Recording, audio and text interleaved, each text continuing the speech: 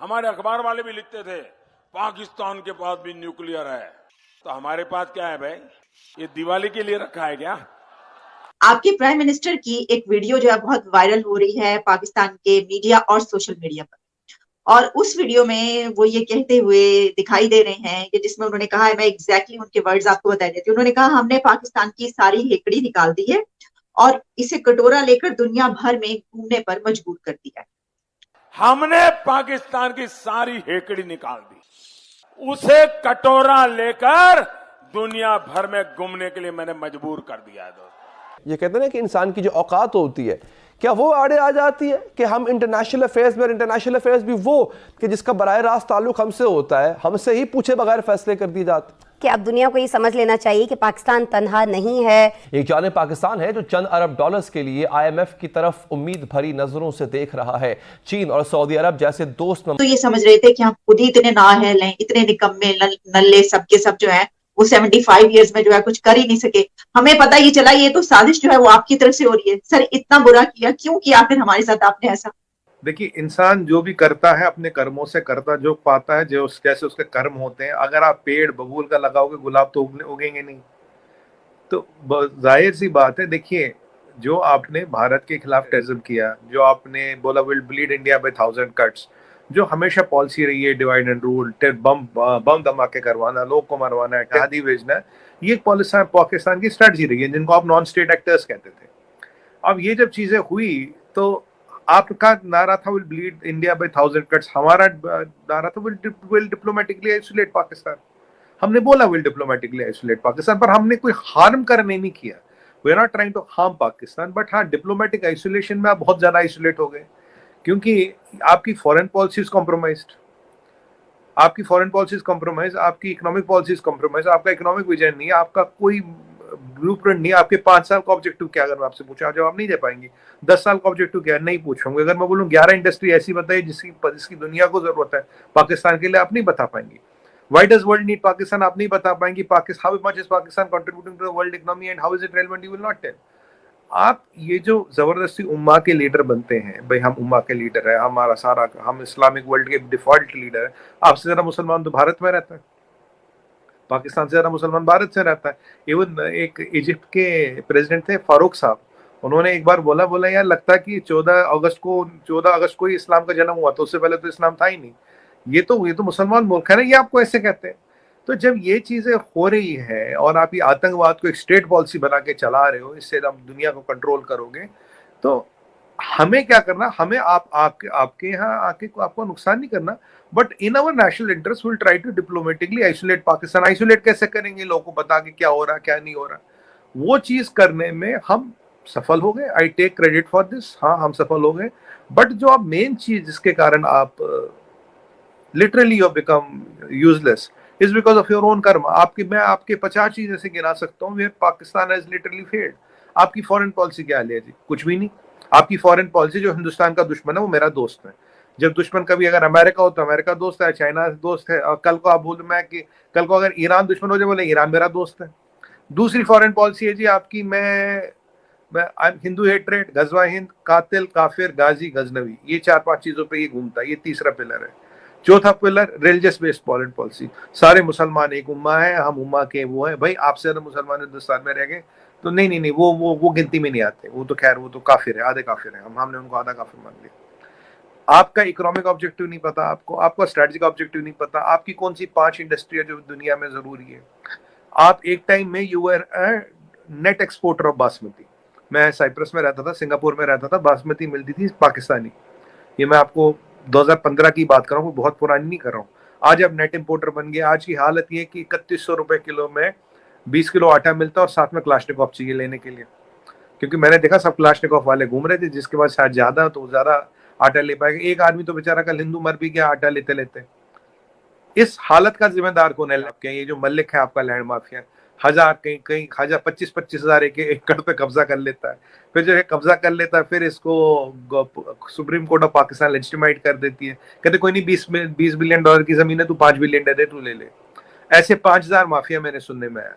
जब ये चीजें चल रही आलिया जी, तो आप इसमें हिंदुस्तान को ब्लेम नहीं कर सकते। Hindustan did what it had to do in its national interest. अगर आपका घर मजबूत होगा, आपकी पॉलिसी मजबूत होगी, तो आप आइसोलेट थोड़ी ना होते।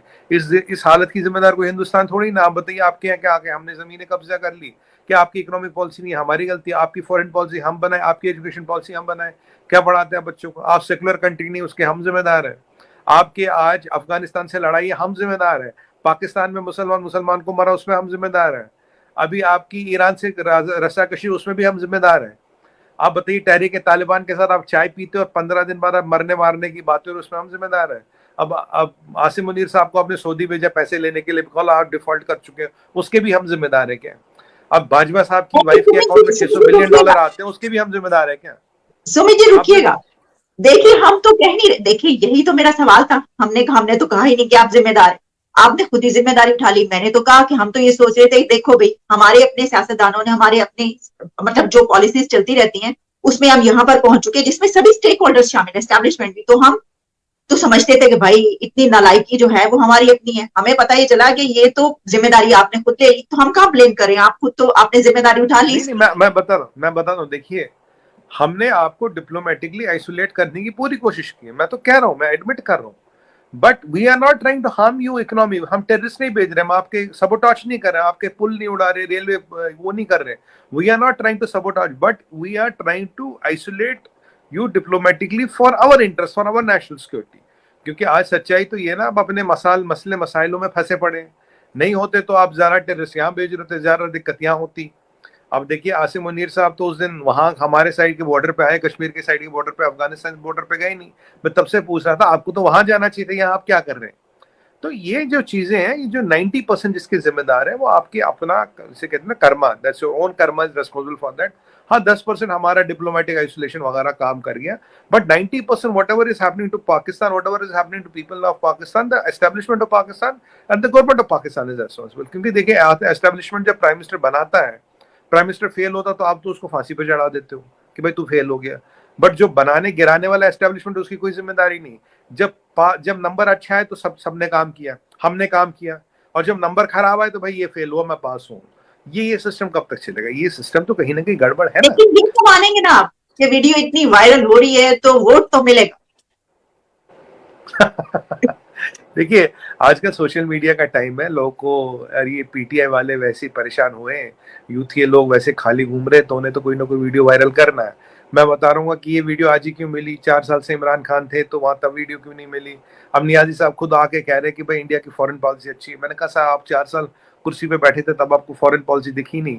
और मैं आपको गारंटी बताऊँ, आप बस फरमा रहे हैं कि इमरान खान के जो कटोरा लेके घूमने की बात है, ये तो वहां से वो भी करते रहे, लेकिन उस पर क्यों निकली?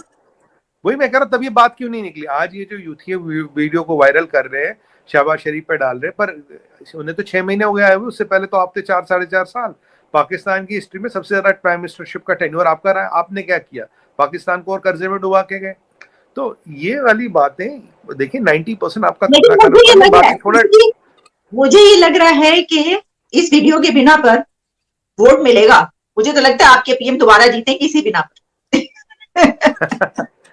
आप किसकी बात करें? वोट किसको मिलेगा, इंडिया में, पाकिस्तान में? हाँ, आपके उस पर वोट मिलेगा ना। देखिए, अब आप जलसे में अगर ये वाली बात करेंगे और फिर वीडियो इतनी वायरल होगी तो इंडिया में तो वाह वाह होगी, और सब मोदी ने कमाल कर दिखाया, फिर वोट तो मिलेगा मोदी को।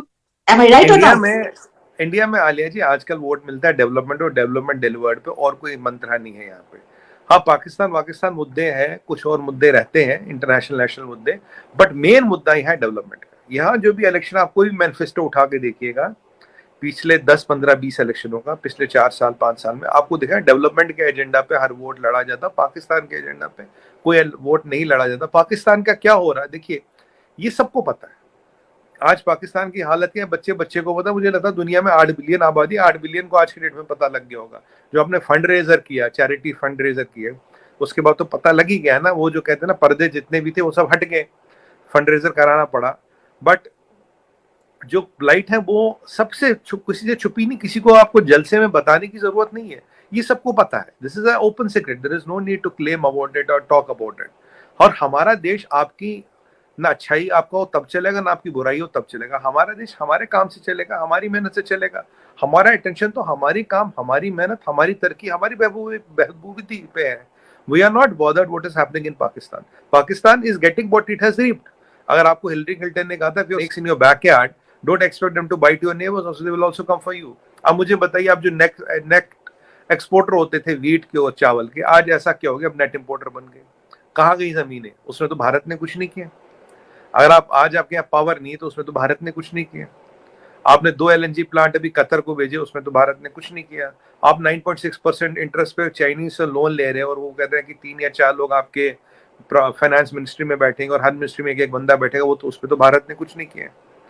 तो देखिए, भारत के रेट पे मुल्क नहीं चल सकता। मैं कई बार कह चुका हूं आपके चैनलों पे, you can not run a country और हेट ऑफ अनदर कंट्री। ऐसी तंजीम चल सकती है, लश्कर-ए-तोयबा चल सकती है, जैश-ए-मोहम्मद चल सकती है, 4-5 हजार लोगों की तंजीम चल सकती है।